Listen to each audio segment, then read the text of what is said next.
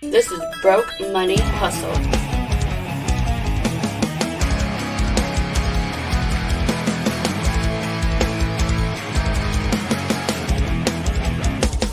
And now, here's Broke Money Hustle with Trico and Eric.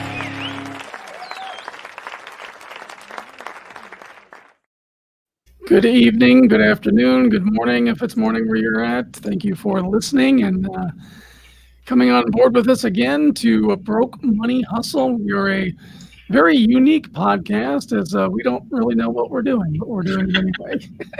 I am joined by my fellow trader and co-host Trico. How you doing, man? Doing pretty good. Things are looking up. Awesome. Yeah, we have a green day today, and not just the band, but the portfolio. And yeah, again, we want to say that everything that we say here and do, we're risking our own money. Please don't risk yours based on what we say. We're not financial gurus. We're not experts. We're not official in any sense of the matter. We're just a couple of broke guys trying to take our broke money, which is, paycheck to paycheck living, and invest it, pay ourselves first, try to grow what we have out of that, sell off a bunch of stuff we don't need, kind of get out of the trappings of that broke money lifestyle. And if you're listening on Spotify, thank you very much. Apple Podcasts, Google Podcasts, wherever you get your podcast. And we want to say hello to everyone on the Indie Volt Network. You are listening to us. I believe we're still on Thursdays there. And so we thank you for tuning in, and hopefully you can find some of the gobbledygook that we spew on here beneficial. They haven't kicked us out of there yet. Yeah. We're still in. No, not yet. So lots of things in the news today. I titled this episode "Bull Run, Wherefore Out Thou," and we'll get a little bit of a one going. I'm really happy to see that Tesla is up. They had some good news today about some partnerships for their solar roof.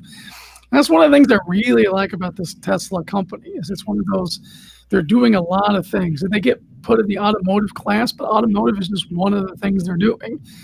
They're looking to put a chip in your brain, a battery in your garage to save power from your solar roof. They Elon Musk dispelled some rumors they were going to do their own smartwatch.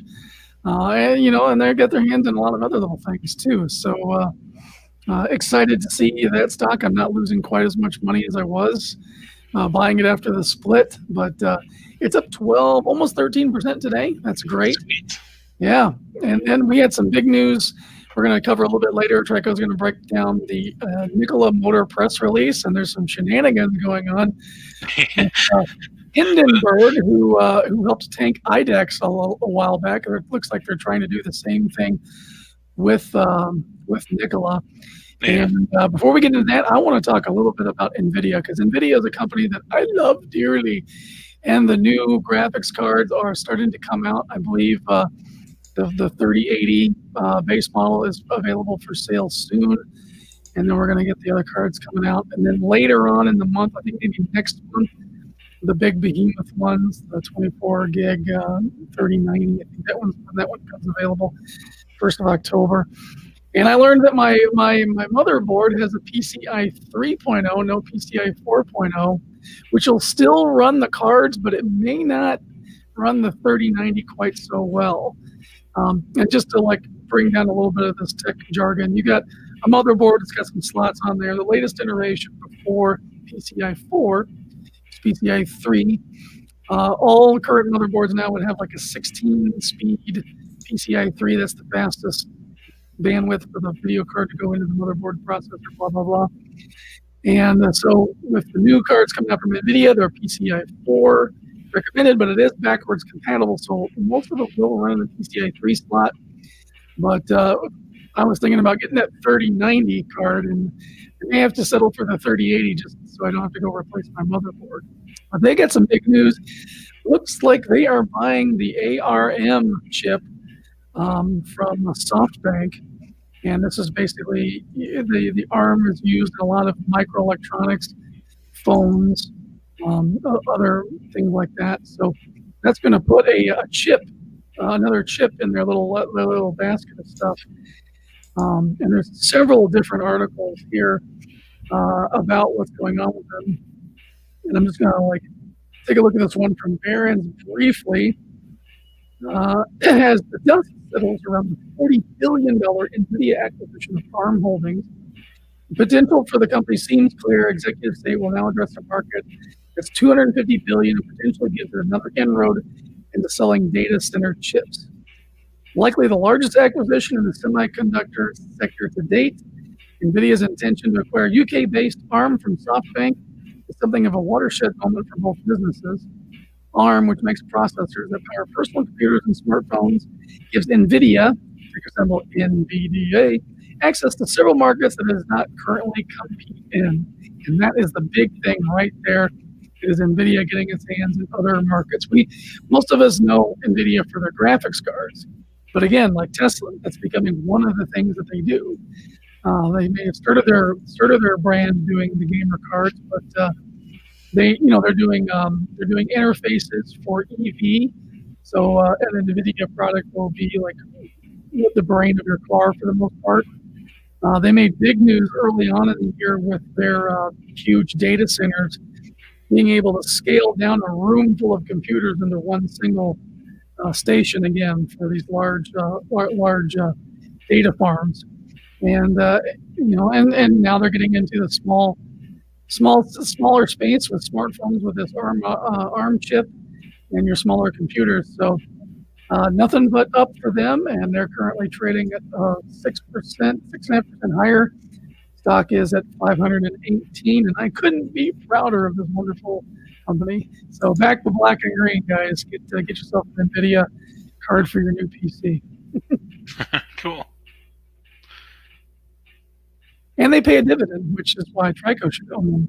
Oh, what's their thing? I gotta. NVDA. Here we go. I have a earning dividend of 16 cents. I'm excited about that. Woo. Yeah. Their dividend yield is 0.13, by the way. Yeah. Yeah, still. Dividend's a dividend. Yep, absolutely. Another article from MarketWatch says NVIDIA's deal with ARM paves the way to $1 trillion market value. That's exciting. Cool. Awesome. All right, Trico, what do you have for us today? What's going on with Nikola? Oh man, it's some epic mudslinging and shade throwing going on this week. Are they making comic books now? Yeah, you think so? As much drama as there is. So yeah, on social media, you've seen people try to cancel other people, but I've never seen a company try to cancel another company before. So this is kind of new. So last week, Hindenburg report came out with a report about Nikola, and this isn't the first time they kind of threw shade on a company, especially a company that they're like a short seller of. And so they can get, basically, they're a short seller and they can get the other company's stock to go down. They make some money off of it. So they set their sights on Nikola last week, and there was a lot of like allegations. One was that the electric semi-truck that was shown in the commercials wasn't actually running. It was like a rolling chassis that they just like they towed down a hill. Yeah, they put it up on a hill and just let it go down the hill and filmed it. And then another thing that Hindenburg said was at the trade convention, the truck that was seen there was just a rolling chassis. Like, it didn't actually work, it was just kind of like a prop for their setup. And in some of the commercials or like press releases, there was an inverter that they supposedly Nikola claimed the inverter was theirs, but it was actually an inverter from another company, and they just put duct tape over the other company's label. And there's like all this crazy shade that like Hindenburg's throwing at Nikola. So Nikola did their press release today to kind of set the record straight.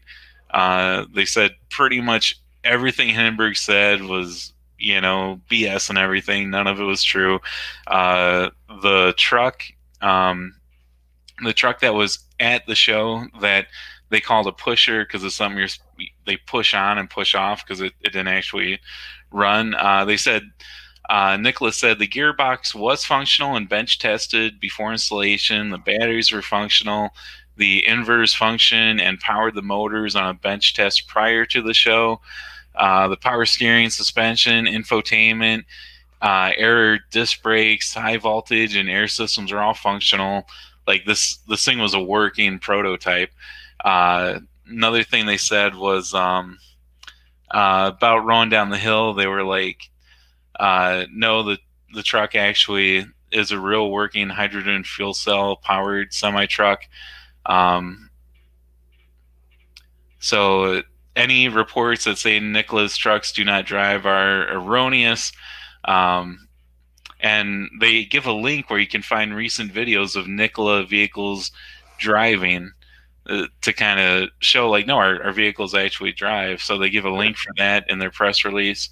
Another thing about the they don't make their own inverters in-house, like the claim that their inverters was another company's inverter and they just put tape over it. So they said at no time did Nikola state that the inverter on the prototype truck shown in the video was the company's or would be used in production. They also said the company does not use third-party parts in prototype vehicles, some of which the company does use third-party parts in prototype vehicles, some of which may be subsequently swapped out for its own parts in production. So, when you're doing a prototype, if they need something, they might use a third-party part, but the third-party part's not going to be part of the production vehicle.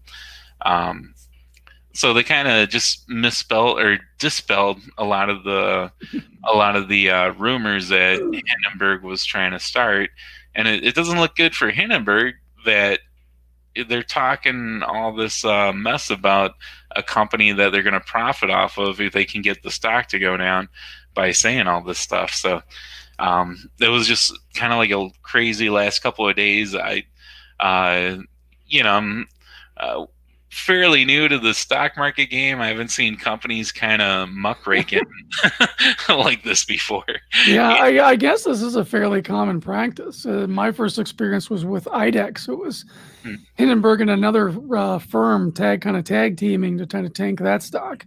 Oh. And they were making claims that the MEG facility didn't exist and all this other stuff. And the CEO, Alf Poor, he did his own video and showed a picture of the MEG facility and all this. But as far as I know, Ideanomics, they still haven't delivered on their products yet. They've got orders, but they haven't finalized anything. And Badger, Nikola with the Badger is kind of in the same scenario. So I think we're going to kind of see this tug of war with these types of EV companies for a while, especially when you've got vultures out there looking to short sell the company to make a quick profit. Yeah. Here I thought all the drama was going to be over after the election, but the companies will keep it going apparently. Yeah. Afraid that's going to be true. But it's one of those things as an investor. So I'm looking at Nikola. Okay, so Nikola had a really good last week. It was peaked over $50-some a share again or something. I probably should have sold then and then rebought back in because it crashed pretty hard afterwards. Right now we're at $32.63 a share, losing $3.37 per share right now. And it's one of those things. It's okay, so for the most part, this news makes Nikola on sale for me, and I can buy back in some more. They do have the deal with GM. Now, was there more on the deal with GM? Did they try to disparage that, or? Yeah, in the press release, it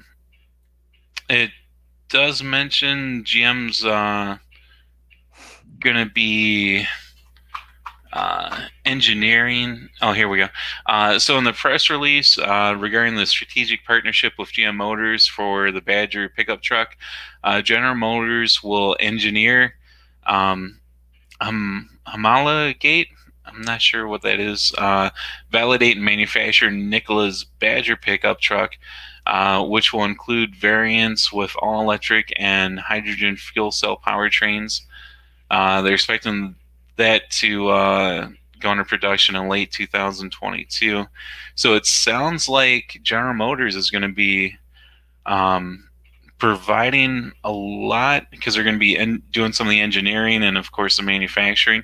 So it sounds like probably a lot of the platform and everything is going to be from GM, but it doesn't specifically say. I would assume Nikola is going to be handling the battery and maybe even like the electric powertrain for it. Just to fill you in, the homologate word, it means to approve, confirm, or ratify. Oh, okay. Homologate. Yeah, I never heard of that before. That's weird. Today's word of the day. Yeah. Yep. But yeah, it doesn't say about the powertrain of the battery. I assume that's going to be coming from Nikola. But GM's going to be manufacturing, kind of engineering. Sounds like they're going to come up with, probably the chassis and some of the other components for it. Makes me wonder if eventually Nikola will just be will get bought out by GM and become a GM brand. I could see it happening. Like they could be doing this as a partnership just to kind of put their foot in the water so they don't get burned too bad if EV goes south.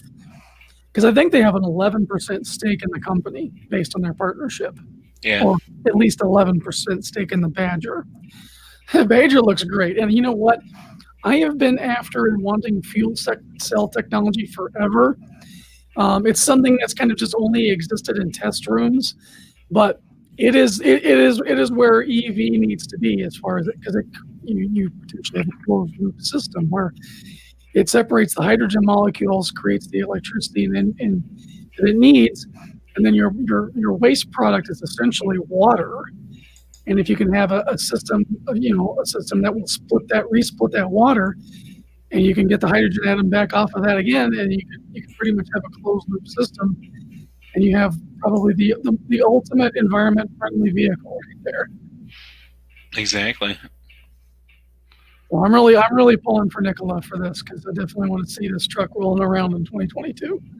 Yeah, and it looks good, and it's nice to have a pickup truck because a lot of the a lot of the EV vehicles and the hybrids and everything so far, it seems like the most common ones are kind of like a smaller car. I know there's some hybrid trucks on the market now, but something like the Badger, it looks really cool, and it's nice to have like a really cool looking truck. That's yeah. And I know Ford announced that it's doing a all electric transit series of vehicles, and they have an electric truck. They're looking at doing, I guess, something based off the F-150 platform, which is, I think that's like the best selling truck the whole time is the Ford F-150. Yeah.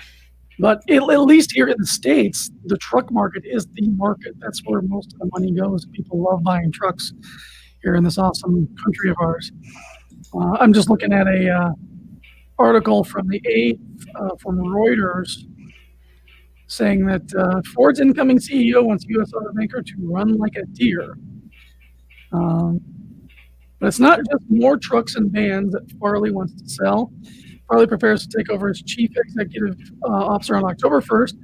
He's betting Ford can transform its commercial vehicle business to generate recurring revenue through sales of services, to take advantage of software, data, connectivity, and F-Series pickup truck and transit vans. Think of it as the second F-150. Automakers' lucrative full-size truck business that generates $50 billion in annual revenue. The F-150 everyone loves. This is the other businesses out here, and that's huge. Think of the data being more powerful than the fuel economy of the vehicle he added. Here's the picture. Fairley is counting on a new hire to help build data-generated revenue from Ford's commercial vehicle businesses. Alex Purdy, former head of agricultural equipment for Deere & Company. That's the John Deere brand. At Deere, Purdy led efforts to deliver artificial intelligence on the farm through smart equipment. Founded John Deere Labs to help build a sticky relationship with customers. Deere's aftermarket parts and services business account for 15 to 20% of $35 billion in sales last year. So this is essentially like saying, like, So Ford, again, another company that's known for automotive, and they're going to get into other things now. They're dipping their toes into what this is basically kind of what this is saying is like they're trying to get the automation and the AI that John Deere has, because John Deere built into a lot of their products the ability for the tractor basically to drive itself.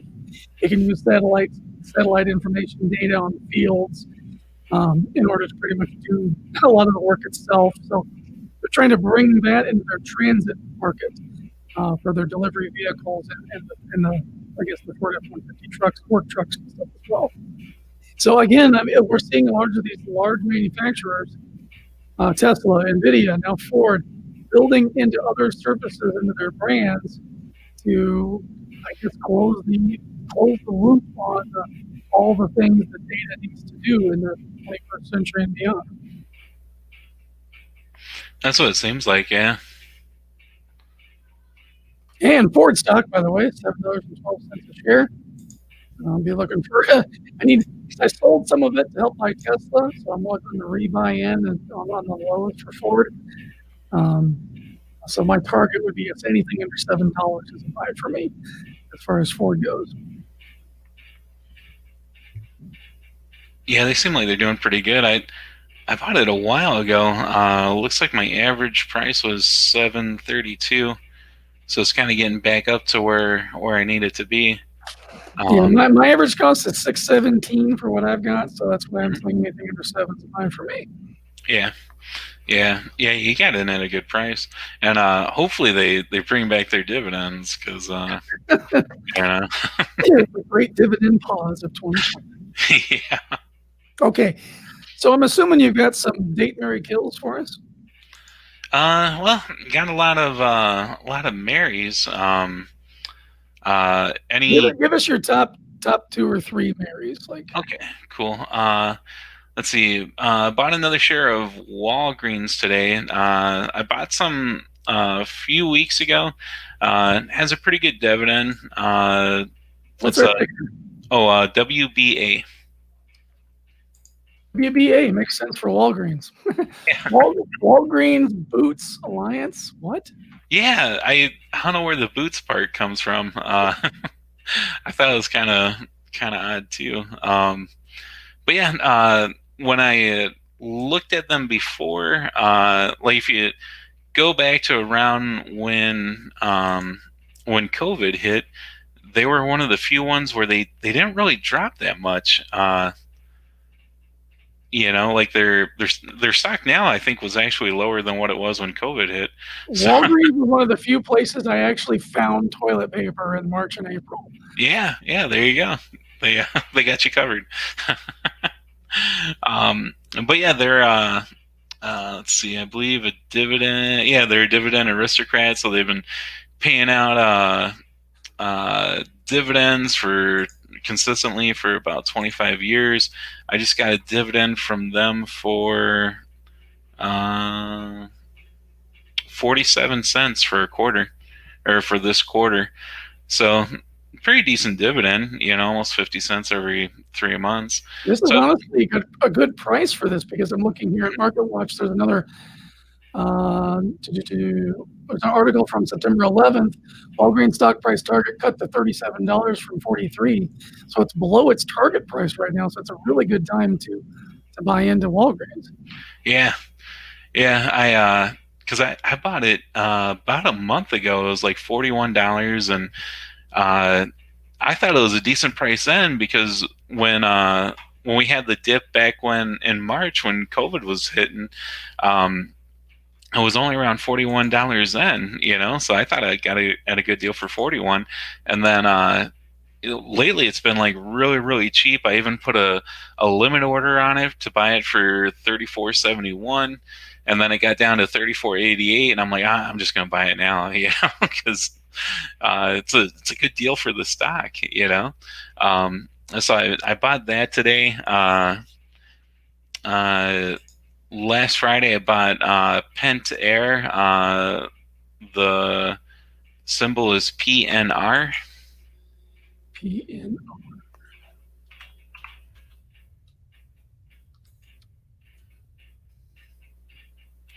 So they do a lot of water stuff. So, and they're dividend aristocrat. So they're at about a pretty good price. What did I buy mine for? Oh, I bought mine at 43.40 last Friday, so a little bit cheaper than what it is now. But they're dividend aristocrats, so they've been paying dividends pretty consistently for 25 years.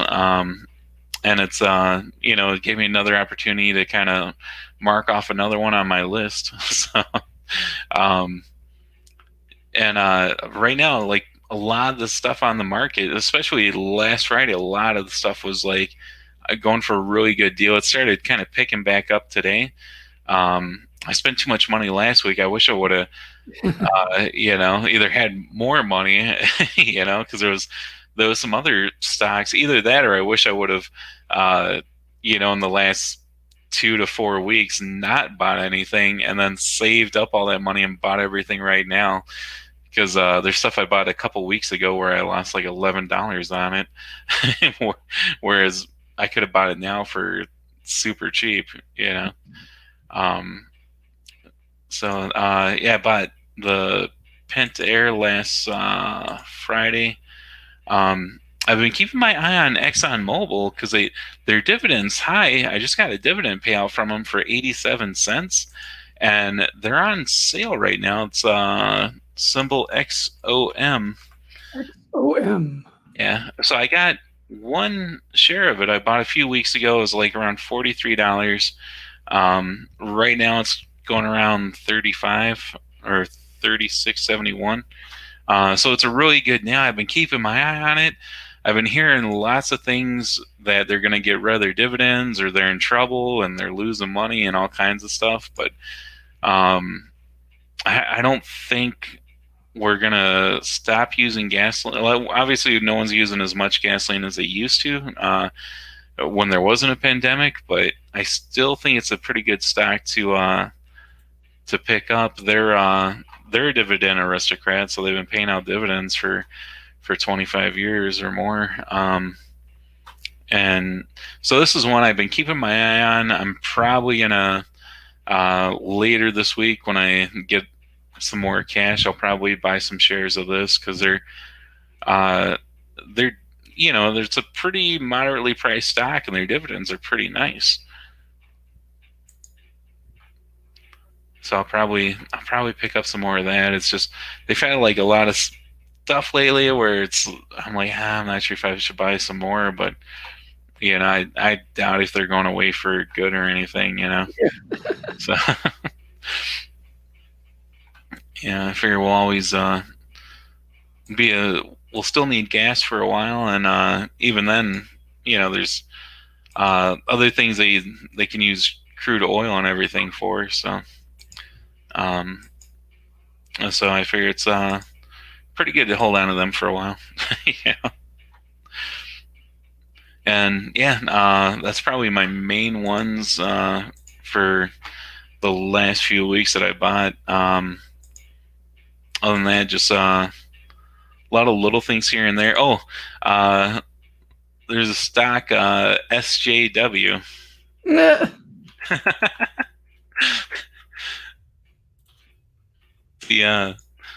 good kind of SJW.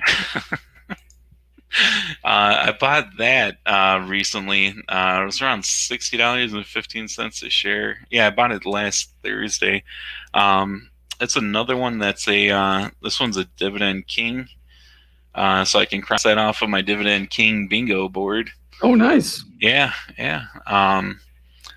So they've been a pretty good deal. Oh, I should have waited till today to buy it. I could have, around the close of the market today, I could have got it for $59.95.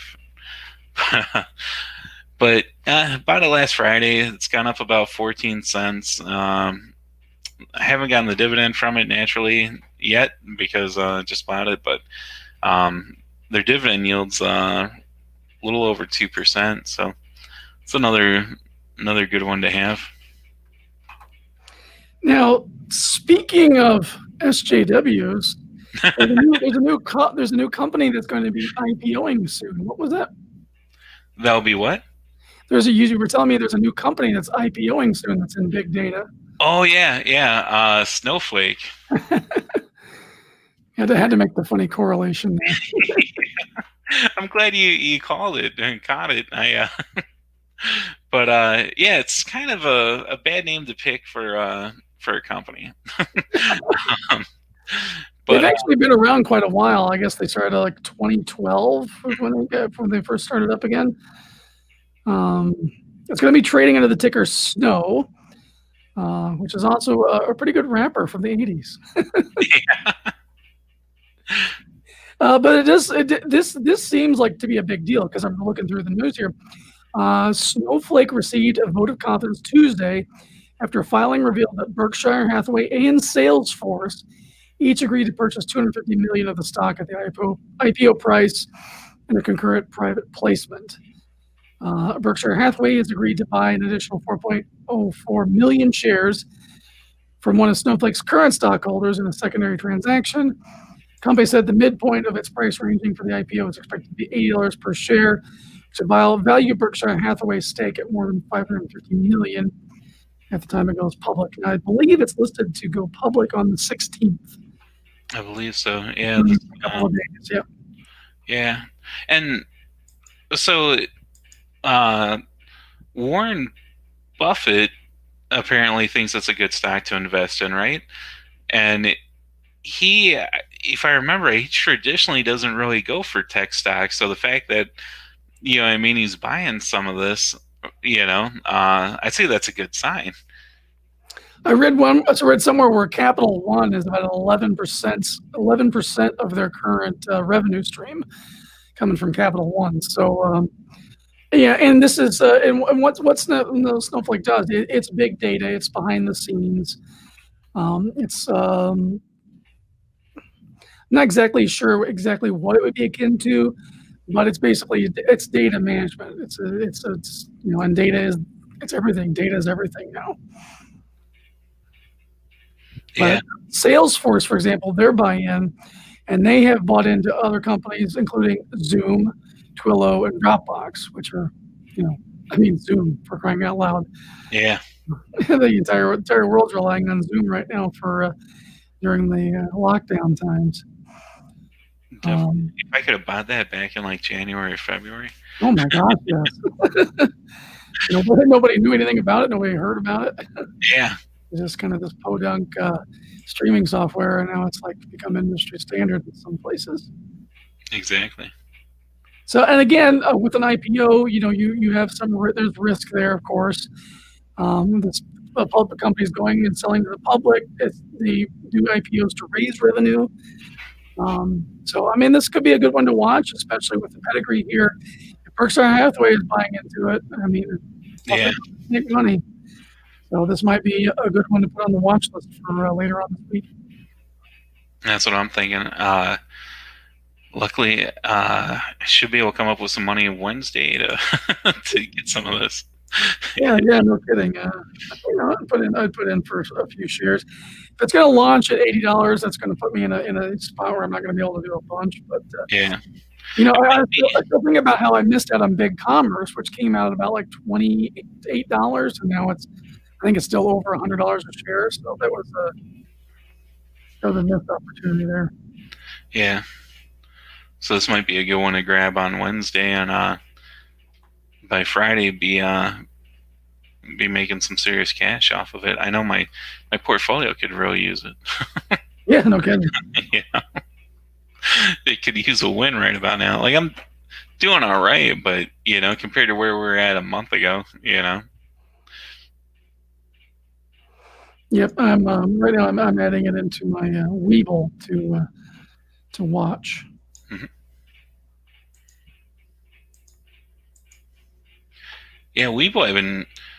I have started buying more in my Weeble, but I kind of been treating it almost like Acorns, where I kind of just buy stuff in there and forget it. So if it's like a growth stock where I know if I buy it with Robinhood, I'll be watching it. I'll be like, oh my gosh, it went down 5 cents. I better sell it. And then, it'll be another situation like Workhorse or something where where I'm out like $20 a share because I Mhm. sold it too soon.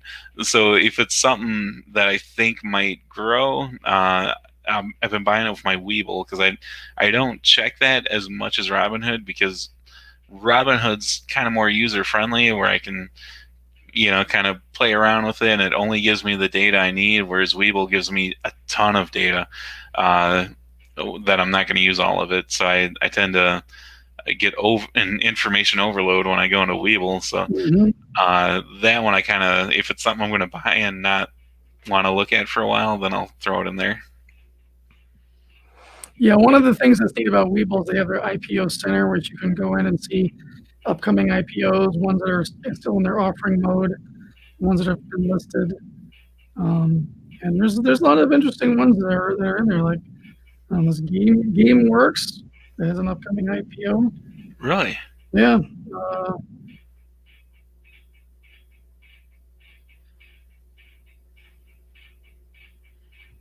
That'd yeah. be a good one again. They've done their public filing as of the 8th, and so everything else is pending in there. Unity Game Engine has an IPO coming out. That's another one that I'm kind of watching. Because another one of my interests is doing my own video games, and I've got some experience with Unity, although I'm leaning towards the Godot game engine for the types of games that I want to build. But Unity is very very user friendly, and it's powering a lot of games that people play. Yeah. Probably second fiddle to the Unreal Engine, probably. But I mean, that's pretty much between Unreal and Unity. You've got maybe 80% of 3D games are running off of those. Cool. That'll be a good stock to check out when it IPOs. Yeah, and then the offering center, a little button here, order now for the various ones that are already in our offering mode. So keeping an eye on that, and hopefully, maybe get a little bit of Snowflake. And I'm looking forward to this winter. DoorDash IPO again is supposed to drop. I'm not sure if there's a date set for that yet or not, but that's another one that I'm looking out for. That one, because I actually work with the company, do DoorDash is one of my side hustles. I'm going to try to save up at least maybe $1,000 to throw into that and see what happens. Cool. That's the plan. That'll be my first 1K investment. Awesome. That'll be really cool. Did you kill off any stocks this week? Nothing this week. All right. I almost got rid of Genius. I thought about it today. I'm like, I should just sell it. But then I'm like, I started looking. I'm like, oh, there's been a couple of times where it went up, not to what I paid for it, but it did go up a little. So just now I'm kind of waiting to kind of see what's the least I can lose on it. So yeah, I already got out of it again. It was this one of the ones like, you know what, I want this revenue to buy Tesla. So I was like, just kind of scrape some of the garbage into the garbage can and recycled what value was left in it. Oh, exactly. I should have about a couple months ago when it was like 3 something a share. I should have sold it then, because now I think it's hovering around $1 a share.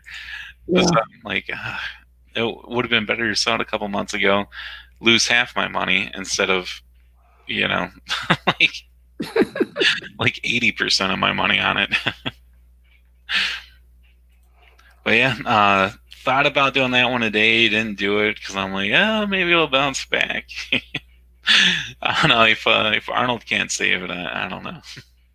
Yep, I don't know about that either. Yeah. All right. Well, I don't really have anything else today. I'm still watching Lemonade. I know Lemonade got down under $50 a share, so that's kind of like where I'm looking at maybe buying in a couple of shares. That one was a company that offers an app, like a Robinhood style app, but for buying insurance, like renter's insurance, home insurance, pet insurance, that type of thing. So I think that really appeals. That's going to appeal to the millennial generation once they're aware of its existence more. So that it's one of those fintech companies that is kind of appealing. Cool. Yeah, I just been keeping an eye out for some silver bullion. Yep. Because the silver price it's up a little bit, but not that much. So I kind of been keeping an eye out for it. Found a place where they're selling it pretty much for what the spot price is, and but they're like an hour and a half away. So I'm trying to debate like, what's the gas money going to cost me? And yeah. Did you check out the place near me? No, I still haven't been over there yet. Did they have anything left, or you cleared them out? They had plenty of stuff there. The stamps and coins on Mac. Sweet. So you haven't given them a check out. Pretty decent people. They were selling at $5 over spot, which was great. Yeah. Cool. Currently, silver is at $27.24. Gold is at $1,964.12. So yeah, and stuff is in stock. Good place to park your money and hold on to it. And of course, you can't go wrong with Glint. Put your money into gold and spend it like it's a debit card if you need to. And if you want the physical gold from them, there's a way through the app that you can request it. So it's another good avenue to do it there. And we'll have links down in the description of the video on the YouTube site where you can sign up for Glint. If you want to sign up for Robinhood and get a free stock, you want to sign up for Webull. I believe they're actually giving 4 free stocks this week or for their promotion. If you sign up for an account for Webull, and you get your first stock when you sign up, and then once you deposit $100, you get your other free stock as well. So those will be in the description, and also Acorns. Let me check my Acorns account. Now, Acorns uses 7 different EFTs or ETFs. Sorry, not exchange traded funds or Vanguard funds. And let's see where I'm at today. Performance, I'm up 15% in my Acorns account. Excellent. Very happy with that. Now, that's a great one. If you want to put your money in the market, but you don't want to do all this research, all the DD on buying individual stocks, set it and forget it. Round up your transactions to the nearest whole dollar and put that into your money market account through them based on these really good exchange traded funds through Vanguard. And it's been a constant 12% earner. Today it's about 15%. So. And I had this long before we got into other market scenarios. So I've had this for going on 2 years now. And it's just been a constant growth. We're using this as our savings account for our trip to Japan in a couple of years. And it's been great. So it's another good option if you want to get into the market, but don't want to deal with the hassle of doing all the work and investigation and stuff.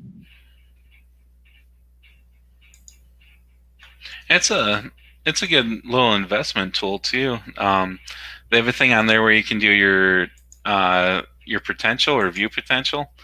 I'll do it right now because it kind of shows based on what you've been doing. Like you can do the projection for different ages and everything to see where you're at. And so it's another,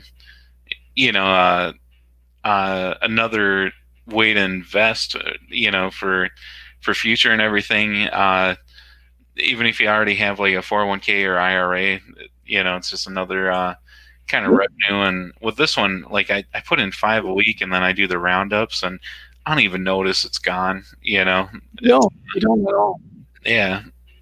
So it's I think it's a good little way to kind of invest or kind of keep some side money in case you ever need it.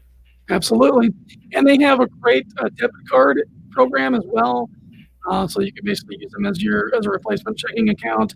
Mm-hmm. They have one for kids. There's the Grow one for kids, where you can create a separate account for your kids that they'll inherit once they're 18, and use that. It's also a great thing for grandparents to set up for grandchildren. And you can set up a Roth IRA, which is something if you're in your 20s, you don't have something like a Roth IRA set up. And to do that, so that when you're in your 50s and 60s, you can withdraw you can withdraw money and retire, and actually not have to keep working 40-hour work weeks. So definitely look into that if you're still young and you have some income coming in. Get into a Roth IRA, and you can do it through Acorns. Yeah. Don't wait till you're as old as Eric and I to start investing. Yeah, no kidding. It was the crash. It was the big the COVID thing. It's like, yeah, I need to start learning some stuff since I have all this free time, and just kind of fell down the learning about money rabbit hole. And I'm really happy for that, because we definitely made some smart moves and a little bit better position now than we would have if we hadn't started down this path. So again, I want to encourage you, don't take any of our strategies for it. Don't take any of our picks. Do your own homework, do your own research. Find a financial advisor who can do this stuff for you if you're really serious about putting some money into it. And again, just think about paying for yourself. You can buy a $30 T-shirt, or you can buy a share of AT&T that's going to pay you a dividend.